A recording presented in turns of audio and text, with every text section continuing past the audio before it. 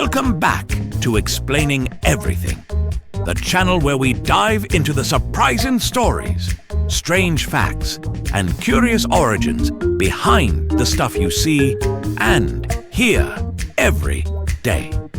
Today's question comes from one of our awesome viewers, Shin Otaku 24. Thanks for the suggestion, Shin. You asked, why is Japan called the land of the rising sun? Now that is a great question. You've probably heard that nickname a bunch of times in travel shows, anime intros, or even history class. But have you ever stopped to ask why? Is it just poetic? Is there a scientific reason? Or is this one of those ancient things that stuck because it sounded cool? Well, today we're diving deep into mythology, geography, and ancient international branding to figure out how Japan got its sunrise status.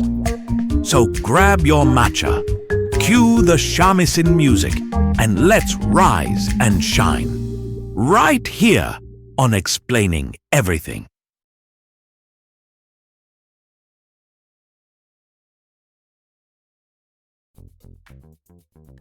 First things first, let's talk about the name Japan. In Japanese, the country is called Nihon or Nippon, which literally means origin of the sun. It comes from the characters for sun and origin or root. So when you put that together, boom, land of the rising sun. And it's not just a poetic nickname, it's baked right into the country's name. The term refers to Japan being located to the east of China, where the sun rises. From China's point of view, back in the day, Japan was the place where the sun emerged each morning. Hence, origin of the sun. Pretty epic, right? It's like naming your country after where the day begins. Now here's where it gets really interesting.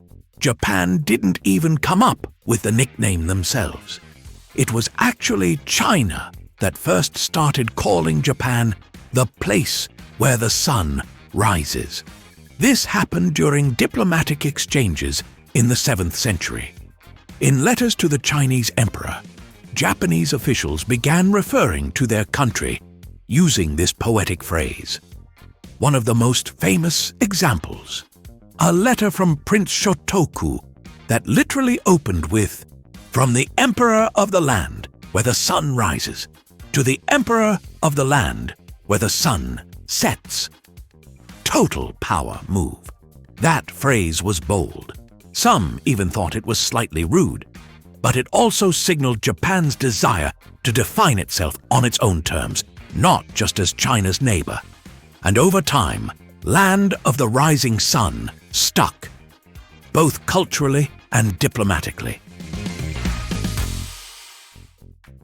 Of course, no story about Japan and the sun would be complete without talking about Amaterasu, the sun goddess in Shinto mythology. According to legend, Amaterasu was born from the left eye of the god Izanagi and became the ruler of the heavens. She's one of the most important deities in Japan's native religion. In fact, Japanese emperors are believed to be direct descendants of Amaterasu. That makes the connection to the sun not just symbolic, but divine. It's more than just national branding. It's cosmic identity. Even the Japanese flag, the Hinomaru, literally circle of the sun, is a visual echo of this myth. The sun wasn't just worshipped, it was woven into the very foundation of Japanese identity. Let's get geographical for a sec. Japan sits on the far eastern edge of the Asian continent, right where the sun rises if you're looking from China or Korea. So the whole rising sun label isn't just poetic, it's accurate. In ancient times, as the Chinese Empire looked eastward over the ocean, Japan was the first place to greet the daylight. It's quite literally the first major landmass to catch sunrise in East Asia. Even today, Japan is one of the first industrialized nations to see the sun each day. And they're proud of it. The nickname works because the sun really does rise from Japan's direction. It's nature approved. The symbolism of the rising sun also shows up in Japan's soft power, from fashion to food, and even in global diplomacy. For instance, the red circle motif inspired by the sun is instantly recognizable and often used in branding Japanese products abroad. It communicates a sense of elegance, minimalism, and deep cultural roots, qualities often associated with Japanese craftsmanship and design. Interestingly, the rising sun has also sparked debate. Some historical uses of the rising sun flag, especially during Japan's imperial era, are controversial in parts of Asia. While it remains a symbol of national pride for many in Japan, it also serves as a reminder of the complexities that come with enduring symbols. In this way, the rising sun continues to reflect both Japan's past and the ongoing conversation about its identity in the modern world. So the next time someone calls Japan the land of the rising sun, you'll know it's not just a poetic nickname. It's a name packed with mythology, geography, politics, and cultural pride.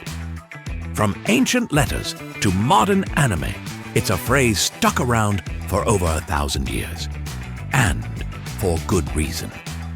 Whether you're watching the first light hit Mount Fuji or seeing the sun rise on your anime watch list at 3 a.m., just remember, there's a whole legacy shining behind it. That sunrise isn't just a pretty view, it's a symbol of identity, tradition, and the power of storytelling over time. And in a world where change is constant, Japan's sun keeps rising, a reminder of resilience, renewal, and the timeless power of beginnings. If you like this video, hit that like button and subscribe. Also, if you have suggestions for our next video, feel free to share them in the comments below. We'll be sure to give you an acknowledgement for your contribution. Thank you for tuning in, and join us next time here in the channel that answers all the why, what, who, where, and how questions you've always wondered about, here on Explaining Everything.